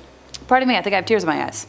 Number 3, Bighorn Mountains Mystery. A fun little Reddit tale for y'all. This one comes from user Camel Panda, taking place in July of 1985. His dad was an avid outdoorsman, and together they'd go on many adventures together in the woods. On this particular day, they were hiking down a very steep slope to get to an area of a creek that had been dammed up by beavers, hoping to catch some big trout. Panda had climbed out onto a rock ledge and was looking for a way down when he saw the stock and action of an old rusty rifle sticking out of a tree, where the tree had grown around the barrel years before, about 10 inches above the ground. He and his dad climbed down to check it out, finding a small cave at the base of the rock formation. Inside they found 3 heavy gauge unopened cans of food, an old cast iron pot that had holes rusted all the way through it, a crusty old saddle and bridle set, and a very deteriorated heavy wool blanket rolled up and tied with a leather belt. When they unwrapped the blanket, they found several personal items, including a rusty old cap and ball black powder revolver, a leather satchel with a lead pistol, a powder horn with no black powder in it, tarnished old cartridges, a straight razor, and most unsettling was a shirt with holes in it and over half of it stained in red. The only thing that somewhat dated this fateful campsite were the weapons, both of which were made sometime in the 1870s. There's no way to ever know what happened to the man who owned all this stuff, but the fact that he or someone he knew was obviously targeted twice with either a firearm or arrows, and all his belongings were sitting right where he left them, possibly 100 100 years later, it's kinda highly unlikely he left that area alive. Discovering what amounts to be a 100-year-old crime scene in a very remote wilderness freaked out Camo, and rightfully so. Sadly, I don't know what he and his dad did with what they found, but I'm hoping the family of the deceased has been given closure. Number 2. Glenn and Bessie. It's been 73 years since Glenn and Bessie Hyde vanished on a honeymoon voyage through the Grand Canyon, but what exactly happened to them is still a mystery. Some folks say that Bessie wanted to be the first woman to boat through the Grand Canyon,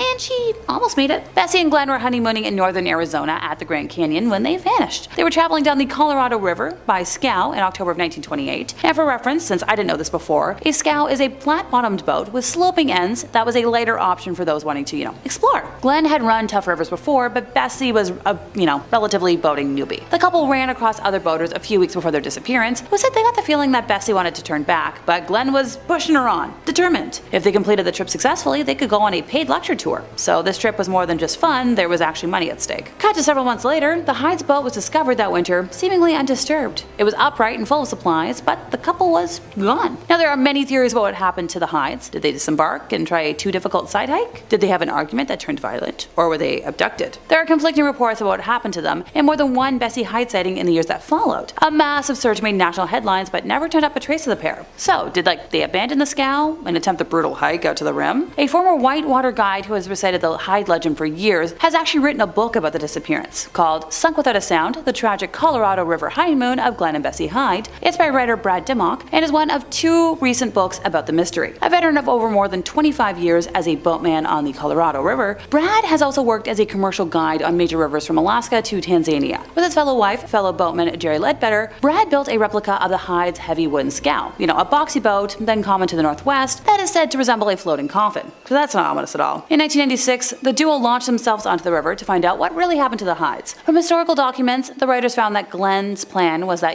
he and his young bride would run the canyon, then like I said before, go on that lecture circuit and make some money, which hey, gotta make it somehow. In the Hyde's time, like now, outdoor daring was chic. Charles Lindbergh had recently crossed the Atlantic, George Mallory had disappeared on Everest. The public craved more heroes of this sort of type. Hey, we gotta follow a trend somehow. In those days though, the Grand Canyon was a hero-making run. There were no commercial river trips. The rapids were the domain of seasoned explorers and professional expeditions, so like not honeymooners in a homemade boat. Brad interviewed participants on a 1971 commercial boat trip, during which an elderly woman announced over the evening campfire she was Bessie Hyde. So he asked her, haha, what'd you do with Glenn? Just as a joke. And she responded, I killed him, without even looking up. Apparently the honeymooners had a fight, she impaled Glenn and hiked out to Peach Springs, Arizona, then caught a bus back east to start a new life. A series of equally tantalizing twists occurred in the ensuing years, and Brad investigated them all, because that lead is just nutso. A tiny, explosive pierced skull was found in the garage of a deceased river guide. Was it Glenn's? A veteran river guide with a secretive streak passed away, and it was discovered her real name was Bessie, and the Hyde's marriage certificate was found in her belongings, but none of these have actually had any sort of conclusive ending, so I guess we'll never know what happened. Number 1, the Hoia baciu forest in Romania. So this forest in Transylvania has been called one of the world's most haunted places after a series of paranormal activities and strange occurrences. I swear I did look up how to pronounce it, so if I butchered it, I apologize. Granted, being located in Transylvania, home to all things ooky spooky vampire gothic, probably only helps with the rumors. There have been many unsettling tales that have been told of the Romanian forest for hundreds of years, making it nearly impossible to separate fact from,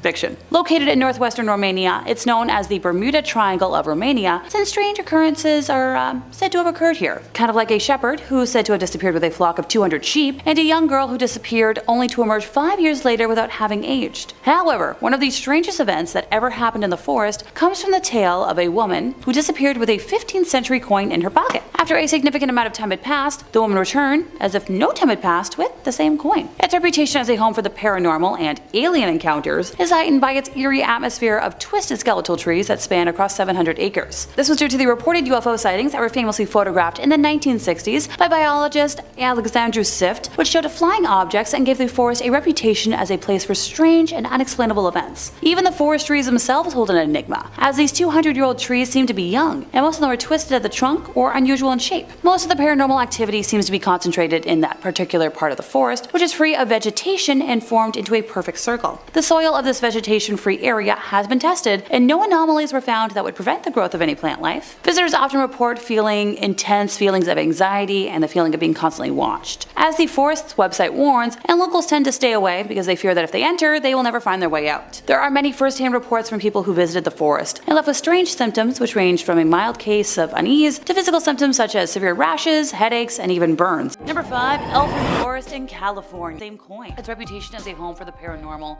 and possibly alien encounters is heightened by its eerie atmosphere of twisted skeletal trees that span across 700 acres. Now, this was due to the reported UFO sightings that were famously photographed in the 1960s by biologist Alexandru Sift, which showed flying objects and Hoia baciu Forest, Romania. Our next entry is going to take us to Transylvania to Romania, the Hoia baciu Forest. Now, forgive me, I probably stepped all over how to pronounce that. My Romanian ain't quite what it used to be, and it didn't start as much. The forest is beautiful, if not more than a little haunted, with countless reports of paranormal activity stemming from within the hectares of the creepily bountiful woods. The place already kind of looks like it's the set to a million Halloween movies as is, with the twisted trees curling ever outwards. Now, there are several legends and stories coming out of the forest. It's even been called the Bermuda Triangle of Romania. It's quite the resume. According to one legend, a girl went wandering in the forest one day to escape the difficulties of life and take her mind off her troubles, and she found herself lost in the forest and never returned. Her family looked and looked for her, but to no avail. They never found her and assumed that their daughter had passed until she reappeared and walked her way home 5 years later, unsure where she'd been, and said she didn't remember anything of the experience, without having aged a day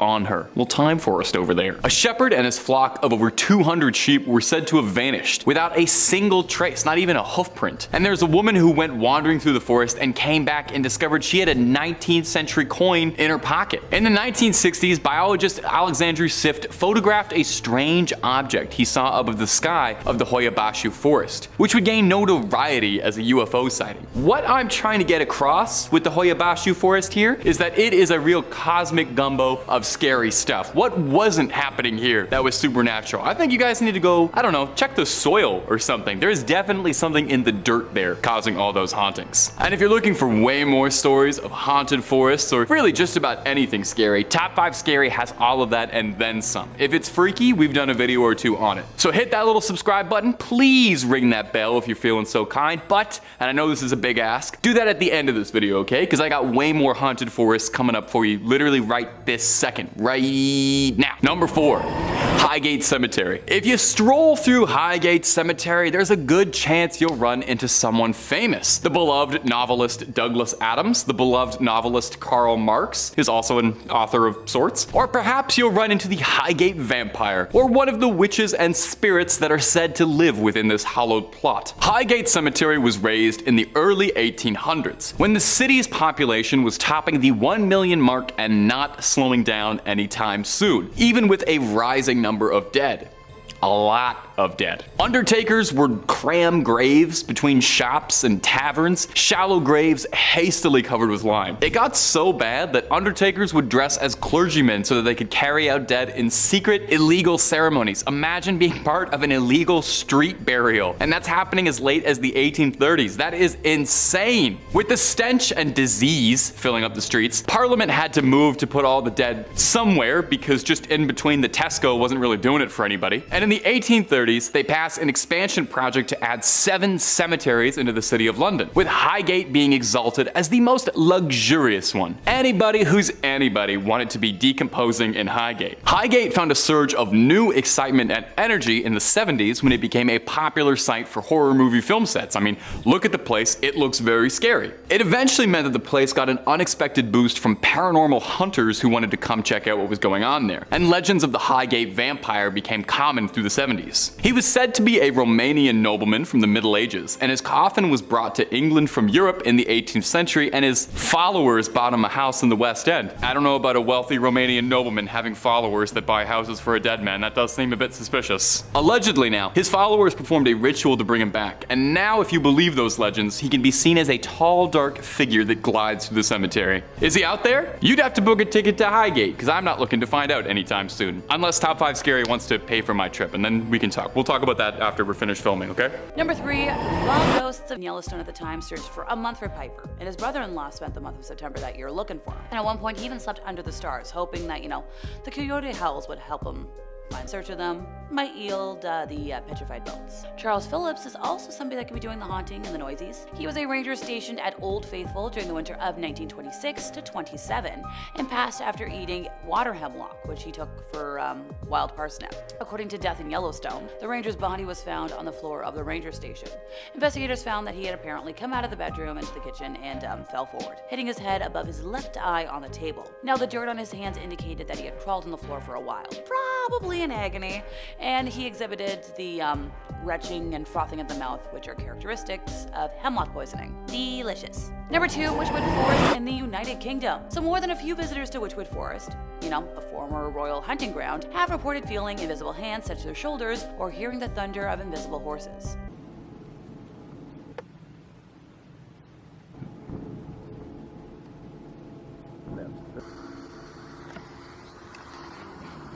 Yep, more footage of bat wings and cloven hoof. Number 3, Pine Barrens, New Jersey. Our next entry is the famous Pine Barrens of New Jersey. The lush, verdant fields span over 1 million acres and 7 counties in New Jersey, and if you believe the legends, are said to be the home of New Jersey's most infamous resident. No, not Snooki. I'm talking about the Jersey Devil, America's favorite winged monstrosity. Well, after Mothman, maybe. You let me know down below in the comments. Jersey Devil, Mothman, whose side you got? Way back when the country was still blossoming and clinking glasses, celebrating that whole revolution business, the Barrens were a place of burgeoning industry, host to sawmills, paper mills, and other lesser non-mill based industries that don't bear mentioning. Eventually, people ran from the mills and to the hills when coal was said to be found in Pennsylvania, leaving the Barrens, well, a little bit barren. As most residents went off to try and get a lump of coal in their stocking, the Barrens were left behind, leaving ghost towns, but more importantly, ghost stories and legends of the Jersey Devil. If you're a top 5 scary fan, you've definitely heard a thing or two about the Jersey Devil, but between you and me, you could always stand to hear a little more. There are several legends and fables about this wretched creature, but one of the more consistently retold stories is that there was an old crone who had given birth 12 times, and that wasn't enough apparently, because on her 13th birth, the devil cursed her and the Jersey Devil was born. A foul beast with a goat's head, leathery wings, and hooves. It flew up the chimney into the Barrens and became a figure of legend, being spotted hundreds of times in the 19th century, with some papers even offering a bounty for the creature's head. Now, as far as I know, that bounty is still up if anyone's looking to collect and looking for an easy way to pay rent. You just gotta ship up to the Barrens and bag the devil. Done and done. 20 minutes work, in and out.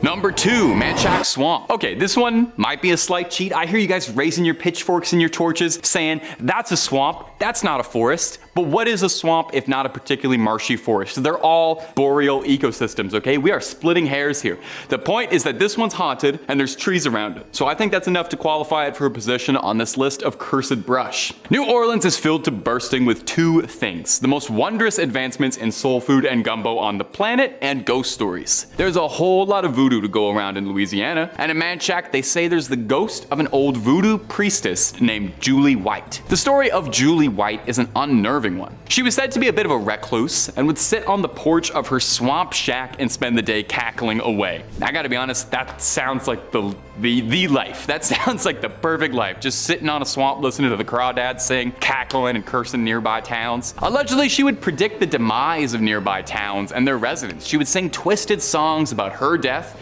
their death, the end of days, basically everybody dying. Despite the fact that she was a kooky old lady singing songs about the apocalypse on her front steps, locals actually trusted her quite a bit as an oracle and a prophet, and were fearful of wronging her just in case she placed a hex on them. Now, the prediction she's most well known for, besides one really bizarre oddball correct prediction about the outcome of the 1994 Super Bowl Cowboys at Bills game, was her threatening prediction in 1915, where Julie White would cackle over and over that she was going to die and take everyone with her. She chanted this again and again for days until eventually passing away in her chair. On her funeral, a hurricane hit the town, decimating 3 villages and taking countless lives. Julie is said to be buried somewhere in the swamp, and locals believe it was her spirit that caused that hurricane. So if you go on through, just be nice, I guess. Pay a little respect to Miss Julie White. Number 1, Cameron Park, Texas. Our last entry for today is going to be Cameron Park in picturesque Texas. The park and the forest are just gorgeous, a beautiful little slice of Americana, but you and I both know that's not why we're here. We're here to talk about paranormal hauntings, and you better believe Cameron Park has that, buddy. They couldn't even settle on just one haunted spot in this park, as the place is said to be home to more than a few. We've got Jacob's Ladder, which is a set of stairs that is said to be haunted by the climber's ghost, a malevolent prankster spirit with a bit of a dark sense of humor that tugs at visitors and tries to pull them down the stairs. Terribly rude behavior from a ghost. Now, the most well-known site of paranormal activity in Cameron Park, though, is the Witch's Castle, the nickname given to the collapsing ruins that lay in the heart of the park. Now, according to local folklore, the castle are the ruins of a house that once belonged to a woman accused of witchcraft. Okay, I'm actually witch accused, old castle, house, putting this all together. Yeah, okay, I kind of understand where the name Witch's Castle comes from. It's fascinating how the etymology of language works. Sometimes it's obvious. In the late 1800s, people kept going missing around the areas surrounding Cameron Park, leading to locals to suspect that our mystery Jane Doe was involved somehow. And they retaliated the only way people in the 1800s knew how to deal when they suspected a woman of heresy and witchcraft. You know what they did? They reasonably sat down with her, they had an adult conversation, they talked about their suspicions, their expectations. No, they formed a mob and burned her house down while she was still inside. Of course they did. So is it any surprise then that the locals have shared stories about how the witch's restless spirit haunts the grounds of Cameron Park and is said to appear out to visitors who can hear her cackle during late hours of the night? No, I would say that's not much of a surprise at all. That sounds completely reasonable. Number 5 on this list is the Pine Barrens Forest. The Pine Barrens Forest is haunted by something big and something deadly. Something that everybody in the region is aware of and would not want to run into by themselves. The Jersey Devil. CN Traveler says the heavily forested Pine Barrens spans over 1 million acres in 7 counties in New Jersey. The area thrived during the colonial era, host to sawmills, paper mills, and other industries. People eventually abandoned the mills in surrounding villages when coal was discovered to the west in Pennsylvania, leaving behind ghost towns and, some say, a few supernatural wanderers. The most popular Pine Barrens resident is without a doubt the Jersey Devil.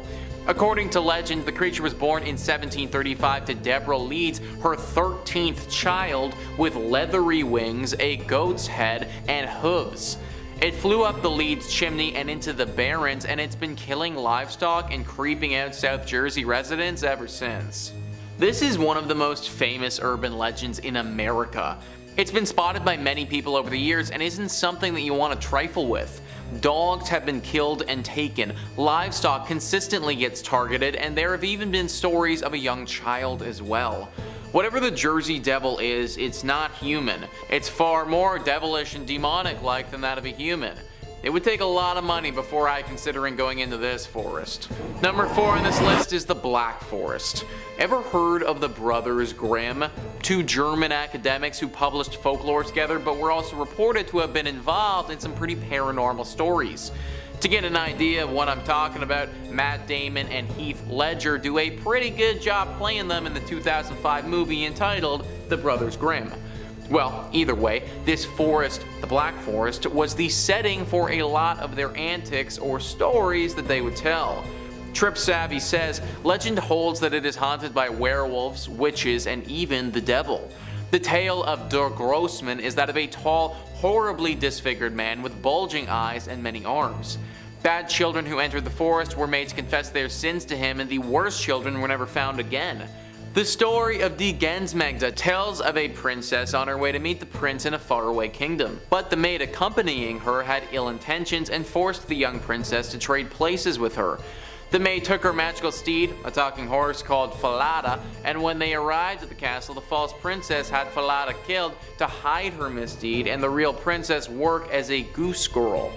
The real princess has Falada's skull hung over the city's gate, earning the attention of the king. She tells her story and he punishes the false princess by rolling her around the city in a spiked barrel until she died. So yeah, there's been some death in this forest before. It's also just so darn dark as well. Like, I know that doesn't automatically make something haunted, but it is extremely hard to navigate this forest. Whether it be because of something paranormal or because of the light and other factors, people often get lost in this place. A lot of these people that get lost as well never end up coming out either. Something is in this forest. The Romans knew it, the Brothers Grimm knew it, and the locals who frequent the region, they know it as well. I would need an entire team to go with me if I ever was to enter this forest, and even then, I'm not sure I would.